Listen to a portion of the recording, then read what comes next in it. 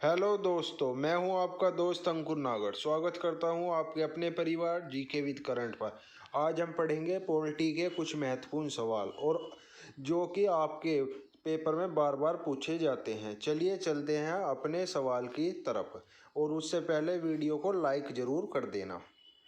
पहला सवाल, पहले आप थोड़ा सा ये कॉन्सेप्ट जान लीजिए कि भारतीय संविधान के तहत 3 प्रकार के आपातकालीन प्रावधान होते हैं। पहला आपातकालीन प्रावधान अनुच्छेद 352 के तहत राष्ट्रीय आपातकाल, जो कि भारत में अब तक 3 बार लग चुका है।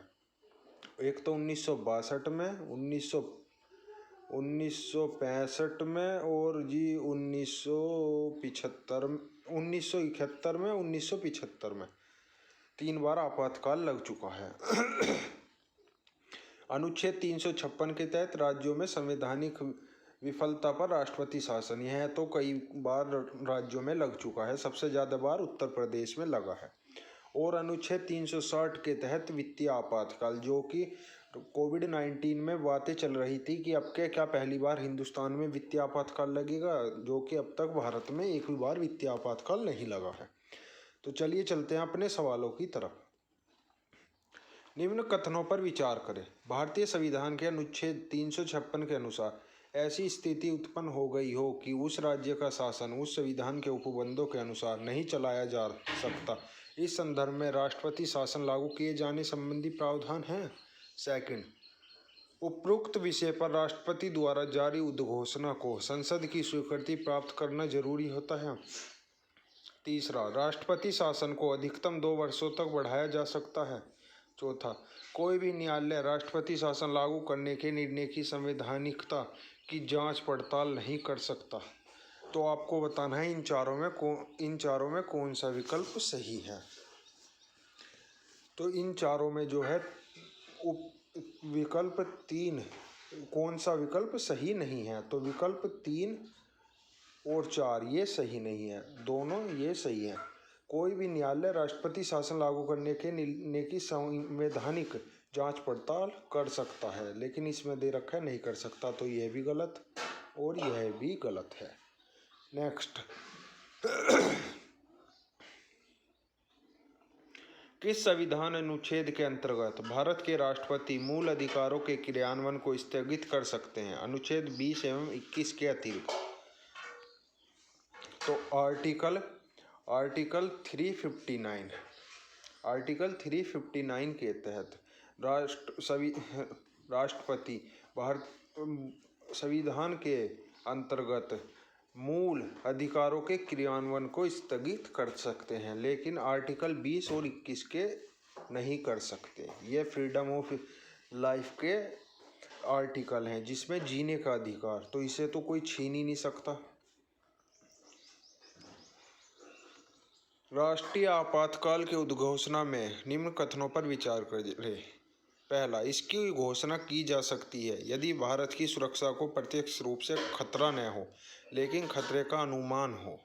दूसरा, राष्ट्रीय आपातकाल की घोषणा केवल युद्ध या बाह्य आक्रमण के मामले में की जा सकती है।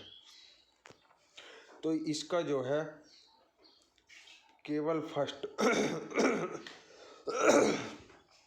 कौन सा सही है? तो राष्ट्रीय आपातकाल की घोषणा केवल युद्ध या बाह्य आक्रमण के मामले में नहीं, आंतरिक अशांति या आंतरिक युद्ध के मामले में भी की जा सकती है। तो दूसरा गलत है, ओनली फर्स्ट सही है।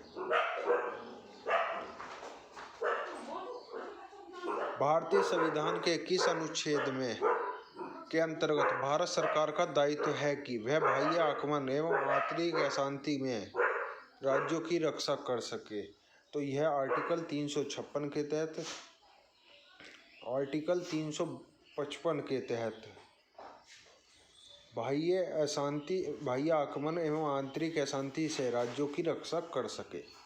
यह देखिए अनुच्छेद 352, यदि राष्ट्रपति को इस बात का समाधान हो जाए कि गंभीर आपात स्थिति वर्तमान है या होने के निकट है, जिससे युद्ध, बाह्य आक्रमण या सशस्त्र विद्रोह से भारत या उसके किसी भाग में संकट पैदा हो सकता है, तो इस अनुच्छेद का प्रयोग राष्ट्रपति कर सकते हैं।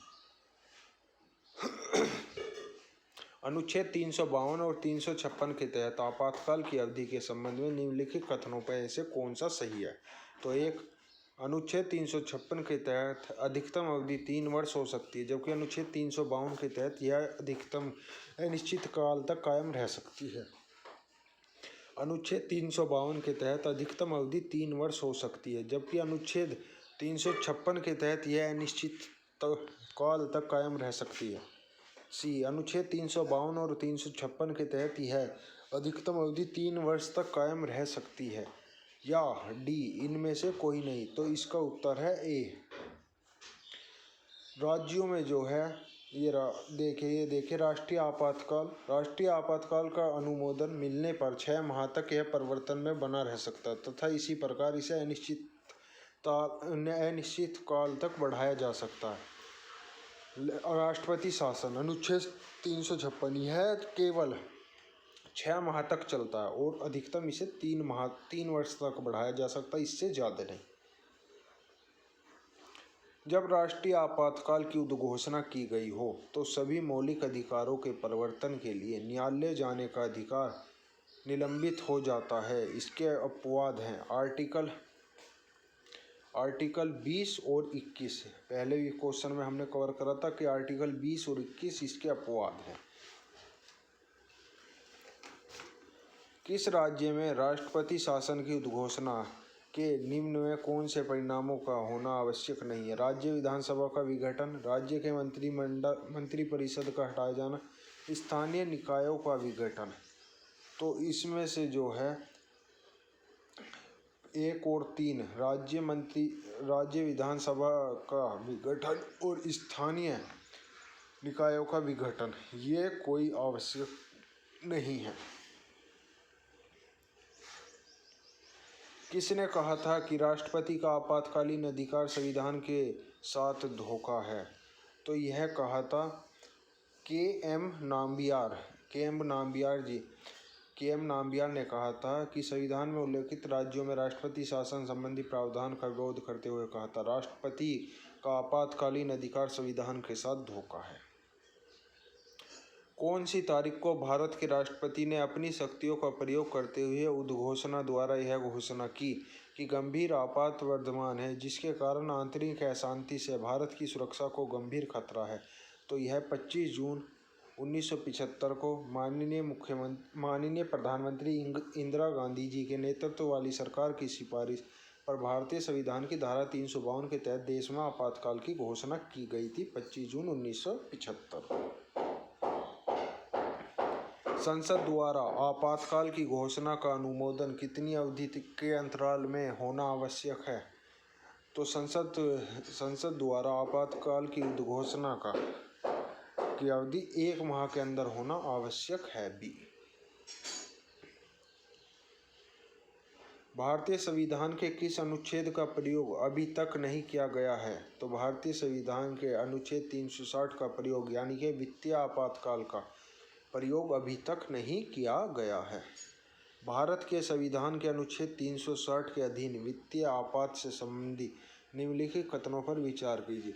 वित्तीय आपात की उद्घोषणा 2 मास की समाप्ति पर परिवर्तन में नहीं रहेगी यदि उस अवधि की समाप्ति से पहले संसद के दोनों सदनों के संकल्पों द्वारा उसका अनुमोदन नहीं कर दिया जा सकता है। सेकंड,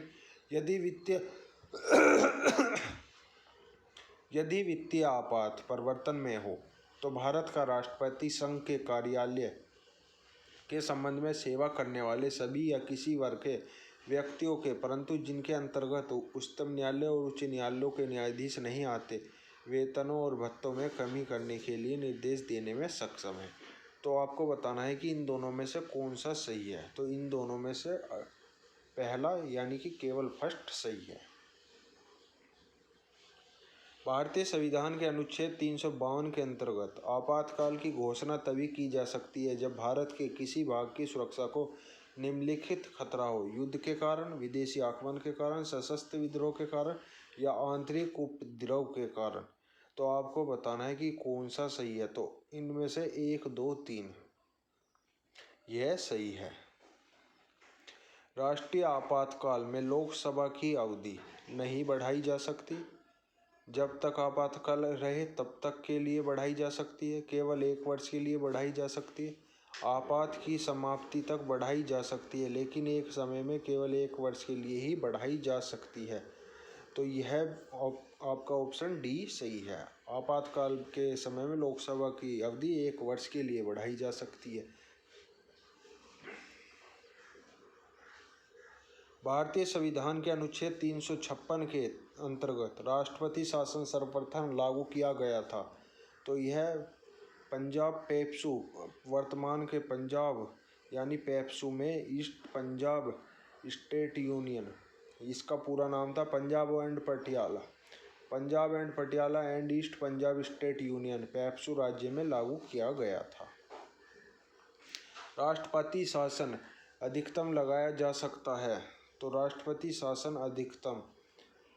अधिकतम 3 वर्ष के लिए लगाया जा सकता है। निम्न कथनों पर विचार कीजिए। राष्ट्रपति शासन के प्रभाव की घोषणा जारी होने की तिथि के 2 माह के भीतर इसका संसद के किसी एक सदन में अनुमोदन किया जाना चाहिए। सेकंड, राष्ट्रपति शासन के दौरान संसद द्वारा राज्य का बजट प्रस्ताव पारित किया जाता है। तो इसके जो है आपका केवल 2 सही है। राष्ट्रपति शासन के दौरान संसद द्वारा राज्य का बजट प्रस्ताव पारित किया जाता है।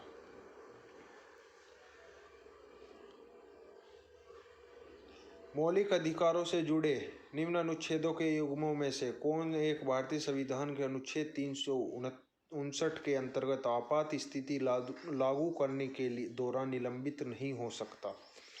तो यह जो है आर्टिकल 20 और 21 नहीं हो सकते, और सब आर्टिकल ये निलंबित कर दिए जाते हैं। प्राय किसकी सलाह पर राज्य में राष्ट्रपति शासन लागू किया जाता है? तो राज्य में राष्ट्रपति शासन गवर्नर की सलाह पर लागू किया जाता है। अनुच्छेद 352 के अनुसार बाह्य आपातकाल के विषय में सही क्या है? यह राष्ट्रपति के द्वारा उद्घोषित किया जाता है। 2 माह के भीतर इस पर संसद की स्वीकृति मिल जानी चाहिए। थर्ड, 1 माह के भीतर इस पर संसद की स्वीकृति मिल जानी चाहिए। फोर्थ, संसद के साधारण बहुमत से इस पर स्वीकृति मिल जानी चाहिए। 5वां, संसद के 2/3 बहुमत से इस पर स्वीकृति मिल जानी चाहिए। 6, संसद के साधारण बहुमत से इसे वापस लिया जा सकता है। 7वां, संसद के 2/3 बहुमत से इसे वापस लिया जा सकता है। 8वां, इस पर संसद के संयुक्त अधिवेशन से स्वीकृति ली जा सकती है। तो इसके जो हैं 1, 3, 5 और 6 ये सही हैं। राष्ट्रपति के द्वारा उद्घोषणा की जाती है 1 माह के भीतर इस पर संसद की स्वीकृति मिल जानी चाहिए। संसद के 2/3 बहुमत से इस पर स्वीकृति मिलनी चाहिए, और संसद के साधारण बहुमत से इसे वापस लिया जा सकता है। आपातकाल में किस राज्य विधानसभा की अवधि बढ़ाई जा सकती है?